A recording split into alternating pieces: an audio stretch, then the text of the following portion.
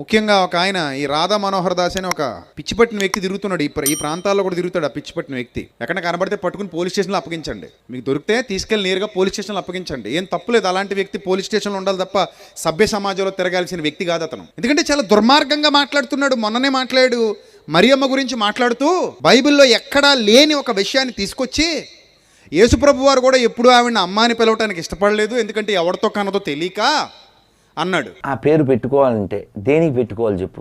ఆవిడ ఎలా ఓ గొప్ప స్త్రీ అవుద్ది చెప్పు, ఓ గొప్ప తల్లి అవుద్ది చెప్పు. ఎవరికి పుట్టిన బిడ్డరా ఎక్కి ఏడిచేయడని? ఎవరికి కన్నాది? ప్రాక్టికల్గా ఏమైనా ఉంటుందా అందులో? చరిత్ర ఏమన్నా ఉందా? ఎవరికి కన్నాది? అతని పేరు జోసెఫ్, కార్పెంటర్. పెళ్లికి ముందు ఈవిడికి పిల్లోడు. అంటే వీళ్ళు ఏమంటారు? దేవుడు కమ్ముకున్నాడు, యెహోవా కమ్ముకున్నప్పుడు పుట్టాడు అని చెప్తారు. దానికి ఏం ఎవిడెన్స్ ఏం లేవే. చరిత్ర ప్రకారం అయితే ప్యాంతర్ అనే ఆయన జర్మనీ సైనికుడి ద్వారా పిల్లోడు పుట్టాడని. అందుకే మీరు చూడండి, బైబిల్ ఇంగ్లీష్లో చదవండి. ఎక్కడ యేసు వాళ్ళ అమ్మని అమ్మ అని పిలవడు. మంట నాన్న ఎవరో ఎంతమంది నాన్నలో చెప్పుకోలేని స్థితిలో ఇతను పెట్టిందిగా, మరి ఎలా పిలుస్తాడు? పుట్టకనే డౌట్ఫుల్ చేసింది కదయ్యా. అంత దుర్మార్గంగా మాట్లాడాడు ఆ దుర్మార్గుడు. మరి అతను మరి కడుపుకు అన్నం తింటాడా, మరి ఇంకేమైనా తింటాడో నాకు తెలియదు. కానీ క్రైస్తవుల్లో నిజంగా చలనం చచ్చిపోబట్టి, ముఖ్యంగా పెద్ద పెద్ద సేవకులని చెప్పుకున్న వాళ్ళు చాలామంది సీఎంలు తీసుకుని సభలు పెట్టుకోవడానికి తప్ప, డబ్బులు దండుకోవడానికి తప్ప ఎందుకు పనికిరారు వీళ్ళు. వాళ్ళ భార్యలను ఏమైనా గొడవకు వస్తారు, పరువు నష్టం దావాలు వేస్తారు. వాళ్ళ ఇళ్లలో వాళ్ళని ఏమైనా అంటే ముందుకు వస్తారు, మాట్లాడతారు. వాళ్ళ పిల్లల్ని ఏమైనా అంటే ముందుకు వస్తారు, మాట్లాడతారు. జనం దగ్గర డబ్బులు దండుకుని కోట్లకు పడగలెత్తిన దౌర్భాగ్యులు ఉన్నారు మన క్రైస్తవ సమాజంలో. కానీ ఎవ్వడు కూడా అంత నీచంగా మాట్లాడుతుంటే చట్టపరంగా చర్యలు తీసుకుని అతను నోరు మూయిద్దామన్న ఆలోచన కూడా ఎవరికి రావట్లా, ఎవరు కలవట్లా, ఎవరు ముందుకు రావట్లా. చూడండి, అలా ఉంది సమాజం. క్రైస్తవుల మీద మాత్రం విరుచుకుపడతా ఉంటాడు, క్రైస్తవుల మీద దుమ్మెత్తి పోస్తూ ఉంటాడు. చట్టాలు ఏం చేస్తానే నాకు అర్థం కావట్లా, ప్రభుత్వాలు ఏం చేస్తానే నాకు అర్థం కావట్లా. ముఖ్యంగా క్రైస్తవులు ఏం చేస్తున్నారు? నిమ్మకు నీరెత్తినట్టు కూర్చున్నారు. మనకి ఏదైనా ఇబ్బంది వస్తే, మనకైనా డబ్బుల దగ్గర ఇబ్బంది వస్తే, మనకేదైనా లోటు కలిగితే అప్పుడు ముందుకు వస్తారు అందరూ. మాకు లోటు కలిగింది, మాకు అది రాలేదు, ఇది రాలేదని.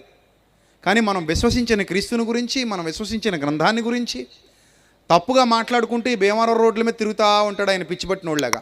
మనం ఎవరో మనకు చీమ కుట్టినట్టయినా లేదు, చాలామందికి నిమ్మక నీరు ఎత్తినట్టుగా వదిలేశారు, మనకెందుకులే అన్నట్టు. అందుకే వాళ్ళు అలాగ రెచ్చిపోతున్నారు.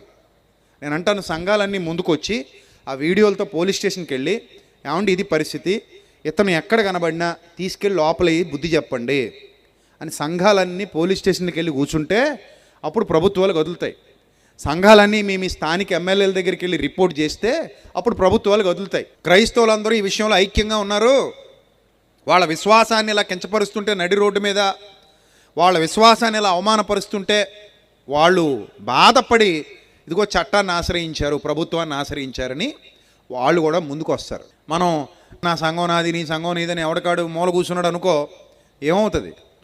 ఇప్పుడు నేను ఒక్కడే మాట్లాడితే సరిపోద్దా? నాతో పాటు మీరు అందరూ కలిసి రావాలి. నేనే కాదు, క్రీస్తునందు విశ్వాసం ఉంచిన విశ్వాసులందరూ, సేవకులందరూ కలిసి రావాలి, కదిలి రావాలి. అప్పుడు కదా చైతన్యం వస్తుంది ప్రజల్లో. అలా అని ఏ హిందువుని నువ్వు దూషించకూడదు, ఏ హిందువుని నువ్వు ద్వేషించకూడదు, ఏ ముస్లింని నువ్వు దూషించకూడదు, ఏ ముస్లింని నువ్వు ద్వేషించకూడదు. ఖురాన్ని కానీ, భగవద్గీతను కానీ, లేదా ఏ ఇతర పుస్తకాన్ని కానీ నువ్వు ఎక్కడా తప్పుగా మాట్లాడకూడదు. వాళ్ళ విశ్వాసాన్ని గౌరవిస్తూ నీ విశ్వాసానికి గౌరవం సంపాదించుకోవాలి. క్రైస్తవ్యంలో కూడా కొంతమంది మూర్ఖులు గతంలో ఉన్నారు, లేరని నేను అన్నాను. వాళ్ళ గ్రంథాల గురించి తప్పుగా అకారణంగా మాట్లాడిన వాళ్ళు, వాళ్ళ దేవుళ్లను తిడుతూ అకారణంగా మాట్లాడిన వాళ్ళు లేకపోలేదు, ఉన్నారు. అలాంటి వాళ్ళు ఎవరైనా సరే వాళ్ళ మీద మాత్రమే చర్యలు తీసుకోవాలి. ఇప్పుడు కూడా నేను ఏం చెప్తున్నాను, ఆ వ్యక్తి ఒక్కడి మీద చర్యలు తీసుకోమన్నాను తప్ప ఆ వ్యక్తి అనుసరిస్తున్న వాళ్ళందరి మీద అని నేను అనలేదు. ఎందుకంటే అందరూ తప్పు చేసిన వాళ్ళు కారు. ఎవరు తప్పు చేస్తే వాళ్ళనే చట్టం శిక్షిస్తుంది.